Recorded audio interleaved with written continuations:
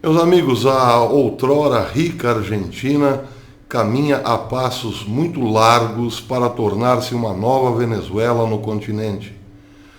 O jornal El Clarín deu hoje com destaque a seguinte notícia: com o objetivo de conter a queda do emprego, o presidente Alberto Fernandes assinou ontem à noite um decreto de necessidade e urgência. A sigla é DNU, Decreto de Necessidade e Urgência, que estabelece uma compensação dupla por 180 dias pelas demissões sem justa causa. Ou seja, o sujeito que é demitido sem justa causa terá o seu acerto, a sua indenização trabalhista dobrada. Mas, claro, com prejuízo, evidentemente, para aquele que o desempregou. É a fórmula mágica que o governo encontrou para frear as demissões. Vejam, uma empresa, quando demite um funcionário, evidentemente, podemos pensar, o demitiu por incompetência ou qualquer outro problema relacionado ao funcionário.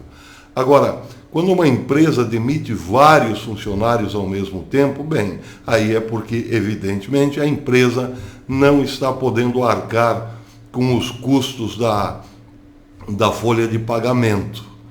Ou a empresa está falindo por incompetência própria, ou porque a economia realmente não anda bem. No caso da Argentina, é isso. O desemprego aumentou e muito. Foram 300 mil empregados, funcionários, empregados, trabalhadores mandados embora nesse ano que está terminando. Enquanto, por exemplo, Donald Trump comemorava mais ou menos esse mesmo número há poucos dias atrás, na sexta-feira passada, um aumento de mais de 300 mil empregos, novos empregos, no trimestre. A Argentina está amargando esse mesmo número, só que de modo contrário, 300 mil novos desempregados. Os números são maiores entre os homens, entre as mulheres, 23% das mulheres no mercado de trabalho estão desempregadas e 18% dos homens. É muita gente na rua, no olho da amargura. E a fórmula mágica do governo é isso: punir a empresa que está demitindo por não ter condições de manter a folha de pagamento com uma indenização dobrada. Isso valerá nos próximos 180 dias.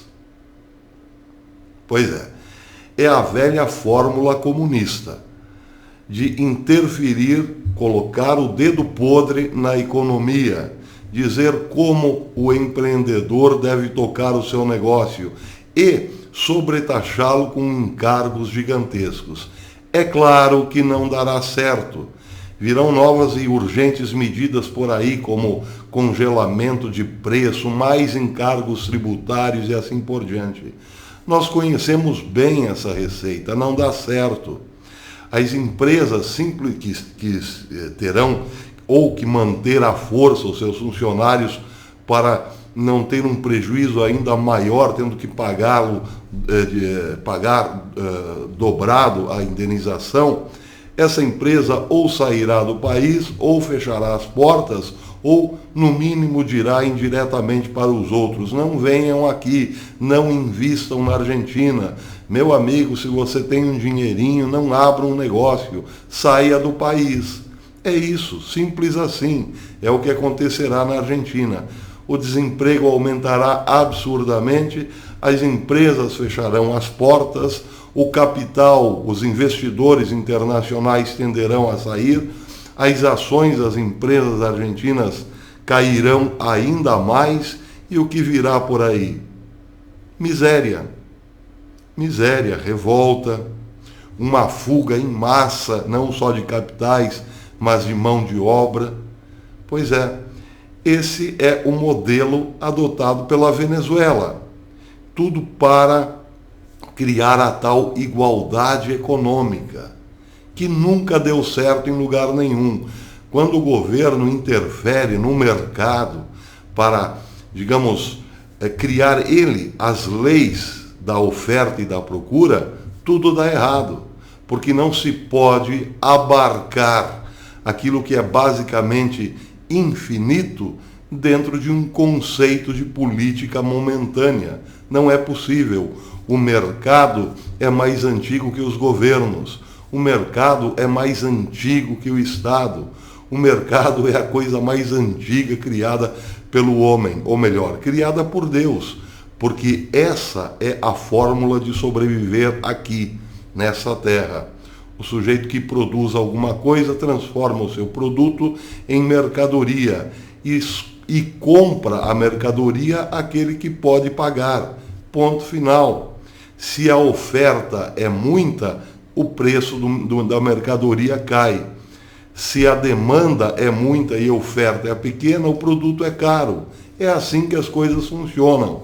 Quando o governo quer regular, dizer o que deve ser vendido e a que preço, aí tudo dá errado. Aconteceu assim na Venezuela. Sempre o sonho comunista de transformar este mundo num paraíso perfeito. As coisas só pioram. Mas vejam que interessante, no mesmo momento em que a Argentina caminha a passos largos para se tornar mais um entre os países comunistas miseráveis, onde o povo é miserável e uma pequena casta se dá bem, um think tank de esquerda americano está fazendo um debate, um foro de debate para tentar entender o porquê do populismo americano e inglês darem certo num momento de prosperidade. É claro que se trata de uma inversão. Esse think tank está tratando Donald Trump e Boris Johnson como populistas. Vejam, a matéria saída no Eurasia News, não podia ser em outro site, porque o Eurasia News, como o nome diz, é comunista até debaixo d'água, replica uma matéria do portal de políticas do Vox, que é um think tank baseado exatamente em pesquisa econômica e política, um think tank de esquerda. A matéria de hoje do Eurasia News traz um texto acadêmico, um estudo acadêmico levado para o debate da Vox, que diz o seguinte: a ansiedade econômica e segurança são frequentemente citadas como propulsoras do populismo. Então, por que o populismo surgiu nos últimos anos nos países ricos e nos bons tempos? Esta coluna parte do debate Vox sobre o tema, argumenta que a desigualdade de renda desempenha um papel importante. Quando a economia está forte, todos saem-se bem, mas os ricos se saem especialmente bem, ou melhor, alimentando a desigualdade e o ressentimento. O populismo, na forma de antiglobalização, pode reduzir o consumo de todos, mas afeta desproporcionalmente os ricos e, portanto, atrai muitos eleitores de países mais ricos. Nos países mais pobres, no entanto, os eleitores estão menos dispostos a abandonar o consumo pela igualdade. Embora o fraco desempenho econômico indubitavelmente alimente a insatisfação, não parece ser a história toda.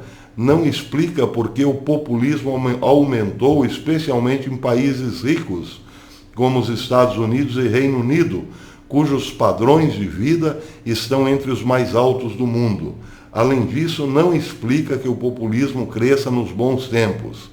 Em dezembro de 2019, os Estados Unidos estavam em 11º lugar, estavam no 11º ano de sua expansão econômica, a maior expansão já registrada na história. Os preços das ações quadruplicaram desde 2009. o Reino Unido também está sem recessão há uma década. A recuperação pós-2008 foi mais lenta na Europa continental, mas mesmo lá a taxa de desemprego caiu desde 2013 para cerca de 6%. Em 2016, quando os americanos elegeram Donald Trump e os britânicos votaram no Brexit, os índices econômicos de prosperidade só aumentaram. Bem, parece ser um elogio, mas na verdade é uma grande crítica. Sim, porque eles estão dizendo que esses bons números aumentaram para todos.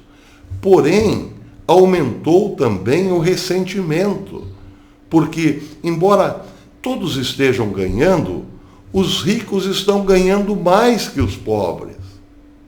E isso gera um ressentimento e é isso que tem que ser curado. Vejam essas duas grandes falácias. A primeira, que tudo isso é parte do populismo norte-americano e do Reino Unido. Acontece que Donald Trump não é populista, mas nacionalista. E, evidentemente, tem um apoio popular. Então, eles partem daí já de uma grande distorção.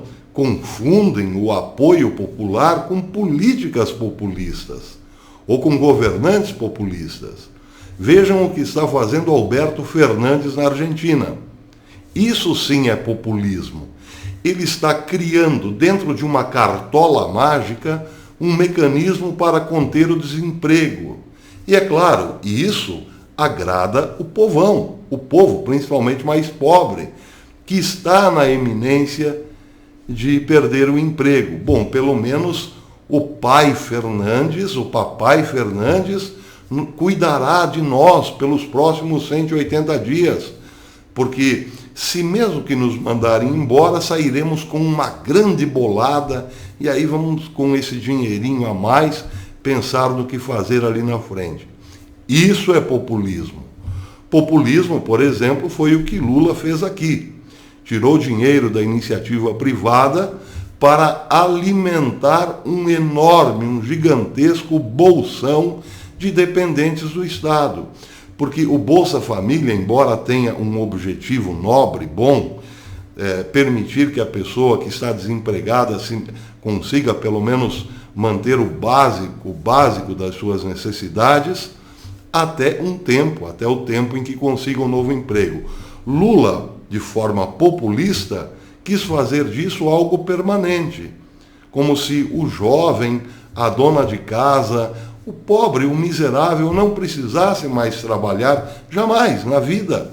A vida estava garantida, porque pelo menos o Bolsa Família viria. E viria cada vez maior se as famílias aumentassem o número de dependentes. Mas isso tirando dinheiro da iniciativa privada, em forma de taxação. Tanto é que nós chegamos aqui a quase 50% de impostos. A carga tributária brasileira chegou nesse patamar. Os investimentos, evidentemente, caíram. Enquanto Lula abriu o financiamento para todo mundo, criou a falsa expectativa de que nossas indústrias prosperariam como nunca.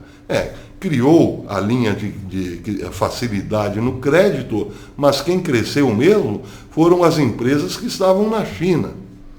Pois é, quando entra Dilma Rousseff, a coisa já não tem, a cartola mágica do populismo já não tem mais tantos coelhos a tirar. E, não fosse Bolsonaro, estaríamos hoje já nós, como a Venezuela, porque Haddad também seguiria essa mesma linha, a linha do populismo. Mas, para esse think tank, populista é Donald Trump. E Boris Johnson agora, já começou o ataque a Johnson, evidentemente. Por quê? Porque baixaram a carga tributária em seus países. Desregulamentaram uma série de leis idiotas que serviam apenas para fomentar, para fortalecer a burocracia e a corrupção. Hoje, nos Estados Unidos, se abre uma empresa em menos de uma semana. Criaram novos postos de trabalho. o emprego aumentou, a renda aumentou. Mas isso é populismo. Agora, a segunda falácia, achar que esse crescimento econômico é causador de mais ódio ainda.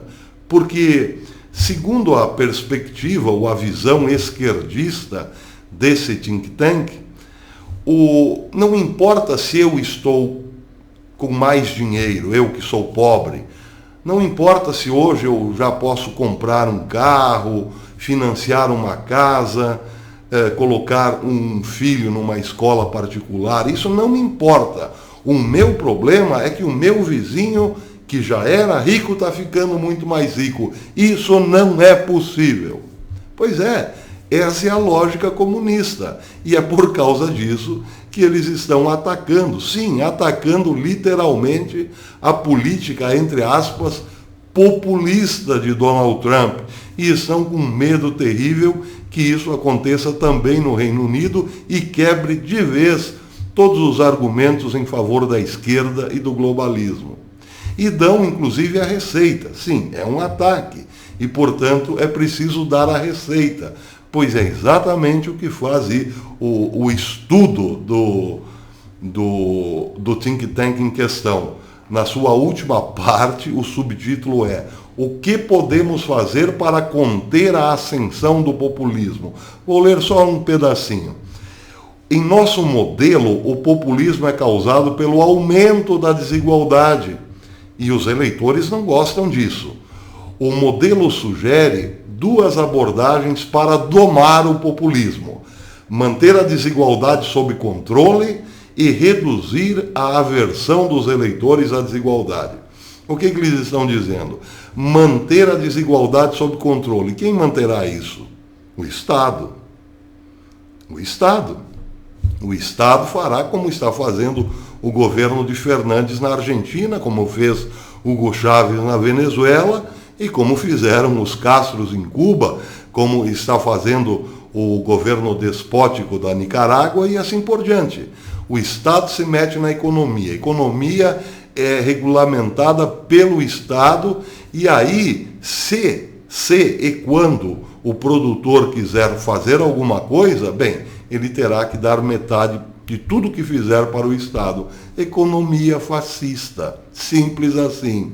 Agora, a outra parte é a mais preocupante, diz: controlar e reduzir a aversão dos eleitores à desigualdade. Bem, quem estimula a aversão à desigualdade? A grande mídia, as universidades. Na universidade, o menino entra com a cabecinha ainda pura, com alguma influência da sua formação familiar, e é logo bombardeado pelos professores comunistas, no sentido de que, se existe um rico, é porque ele roubou de outros. A riqueza de um é a miséria de outro. Bom, está feito o estrago na cabeça do próximo zumbi a gritar nas ruas, Lula livre, ou coisas do gênero, fora Trump. Pois é, eles fomentam o tal ódio aos ricos. Porque essa ideia de que eu não posso ser feliz enquanto alguém ganha mais do que eu, isso é fabricado. Enquanto o pobre, aquele que estava desempregado, começa a ter renda, guardar um dinheirinho, por que ele vai se preocupar se o Bill Gates, por exemplo, está mais rico hoje do que ontem? Não vai, a menos que façam um trabalho muito bem feito na mídia para gerar essa insatisfação, fabricar essa insatisfação. E em cima dessa insatisfação, criam um estado revolucionário, ou melhor, um sentimento de revolta, de revolução, de todos contra todos. Esse é o segredo, essa é a fórmula dos comunistas de mostrarem a verdadeira vocação do povo. Tudo fabricado, claro. A vocação do povo é para o socialismo. Todo mundo quer, todo mundo defende uma sociedade igualitária, equânime e assim por diante. Sim, todo mundo gostaria, mas a maioria está preocupada com o seu padrão de vida. Quem vai a essas manifestações, por exemplo, essas manifestações que acontecem hoje no Chile, são grupos treinados para isso, para passar a impressão de que o povo está insatisfeito. No caso do Chile, o povo nunca ganhou tanto quanto agora. Nunca a desigualdade foi tão reduzida quanto agora. Mas eles criaram esse factoide. Grupos orientados politicamente vão às ruas, criam baderna para dar a impressão ao mundo de que é o povo que está contra o governo. Queriam fazer o mesmo aqui no Brasil. Claro que na medida em que a economia melhorar, esse projeto será cada vez mais fadado ao fracasso. Mas isso nos dá bem a ideia de como eles agem. A matéria termina dizendo: para manter a desigualdade sob controle, os formuladores de políticas têm pelo menos duas opções. Primeiro, eles poderiam tornar a tributação mais progressiva, quer dizer, aumentando a cada mês ou a cada ano a taxa tributária sobre bens de consumo para as classes mais elevadas. Isso gera o que gerou na Venezuela. Qual a empresa desejará trabalhar num país que lhe dificulta a vida com impostos altos, se o seu produto é para as classes média e alta? Imaginem, por exemplo, o interesse, digamos, da Porsche montar uma fábrica, uma montadora na Venezuela. Por que a Porsche montaria uma empresa, uma montadora na Venezuela, sendo que lá, ainda que exista uma casta muito rica, capaz de consumir os seus produtos, as taxações seriam gigantescas? Ou melhor, a própria empresa passaria para a mão do Estado? Nenhuma. Vejam, essa é a diferença, por exemplo, entre Estados Unidos e China. O maior engodo do mundo é dizer que a China é um gigante econômico. Ela é na aparência.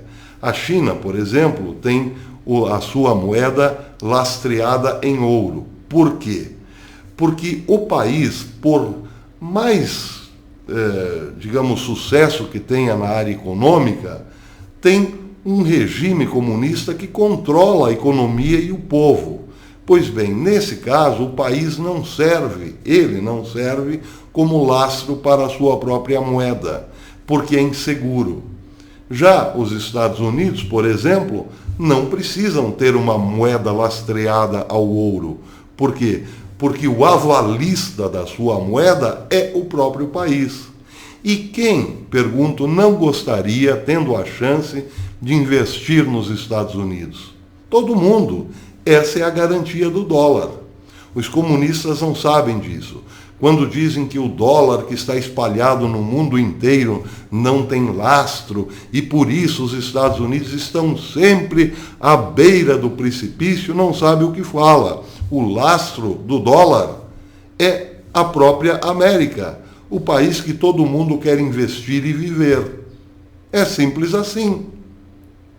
E esse lastro só deixará de ser um lastro se destruírem a América.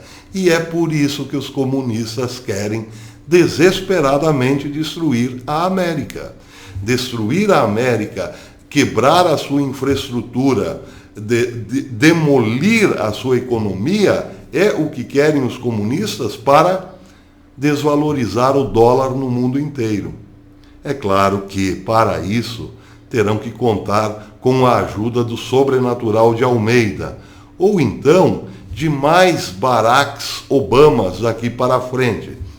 É possível, mas por enquanto a diferença é crucial. Quem, em sã consciência, gostaria de investir todo o seu capital na China, sabendo que amanhã, dependendo da forma como o Partido Comunista quiser mudar a sua economia, poderá perder tudo e mais um pouco? Ninguém. Os investidores só não estão fugindo em massa da China porque a quebradeira da China também prejudicaria outros países, inclusive os Estados Unidos. Mas o desejo hoje de todo grande capitalista que investiu na China é, aos poucos, migrar para uma economia mais segura dentro de um país com uma política mais estável. É simples assim. Os comunistas querem reinventar a roda. Não dará certo. Vamos ficar de olho na Argentina. A Argentina está caminhando a passos largos para a miséria, para a bancarrota, para a quebradeira geral. A receita está aí. Nós poderemos acompanhar passo a passo como destruir um país com ideias revolucionárias. Que Deus tenha piedade dos nossos irmãos argentinos.